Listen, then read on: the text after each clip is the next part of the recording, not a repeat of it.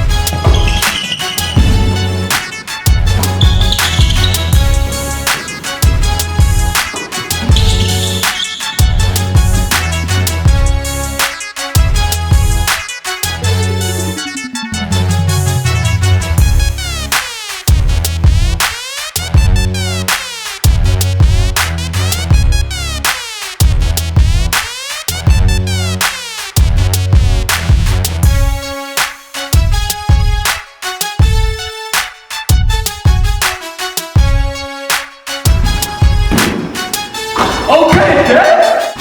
One shot wonder. Alright, one shot wonder, good. Free throw.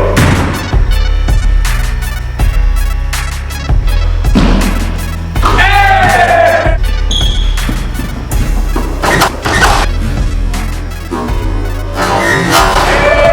Hey! That's what's up. It's Kyrie. Young Kyrie.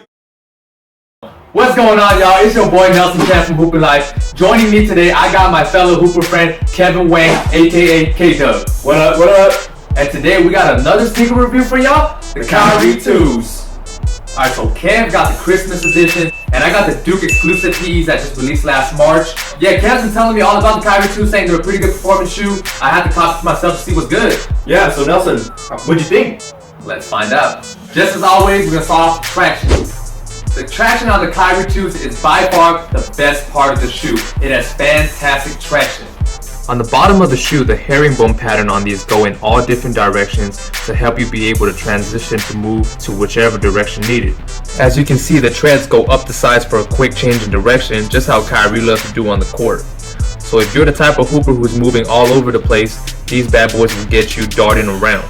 The Kyrie 2s can perform well on any indoor court, whether it's dusty, mildly dusty, hella dusty, super clean, whatever it is, it gets the job done. And I even played with these outdoors for a couple times. It did its job, it performed really well, but I just wouldn't recommend using it too much because the grip on the outsole could deteriorate pretty quickly. Yeah, no doubt, no doubt. As you saw on the performance review on our traction test, so if we did like an in-game like situation where if you were to close out on a shooter and then you had to recover on the other side, and if the shooter puts it on the ground, you make a quick move, you make that quick step, to recover to whatever direction you need to go. As for the material of the shoe, it has a flexible hyperfuse that's pretty durable, which also provides breathability.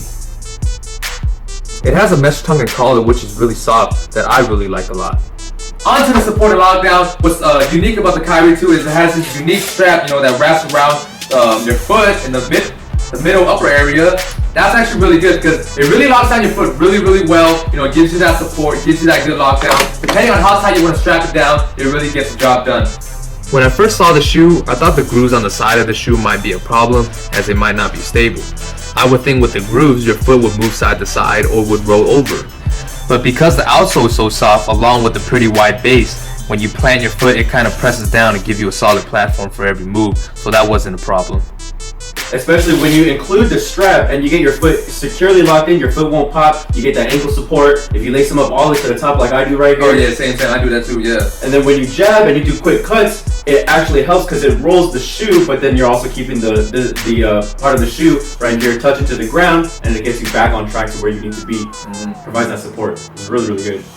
Moving on to the cushioning part of the shoe, it pretty much has none. It has very minimal cushioning in the forefoot, that I didn't really like. It has a small air unit in the back, but that's pretty non-existent too. You can barely feel it. Overall, that's probably the worst part of the shoe to me, the impact that I like to, jump up and down. On the bright side of things, these are pretty responsive, so I like that a lot. Yeah, I totally agree with that. The cushioning is not really there in the front or in the heel of the shoe. But as Nelson said, he plays a little more aggressively than I do. I don't really jump up and down too much. I'm not a high flyer. I got no bounce. So for me, doing a lot of low to the ground work, having the shoe being low to the ground, and the responsive really high, I think it's a benefit for me personally. I got no problems with my knees, but then again, I don't jump as high as Nelson does. As far as comfort and size fit, these run true to size. I say they feel pretty good from the get-go, especially they feel even better when you break them in. It's kind of weird actually, it has a pretty wide base on the bottom, but it feels kind of snug in the front, so that's pretty good too. So best of both worlds, I guess. Yeah, best of both worlds. And then also, like we touched on with the strap, it really helps keep your foot locked in, like we said. So if you go true to size and with the wide base feel and the snug fit, you're pretty much good to go. Alright, so the sticker price of the Kyrie 2s, they go for $120. Not bad for an okay performance shoe.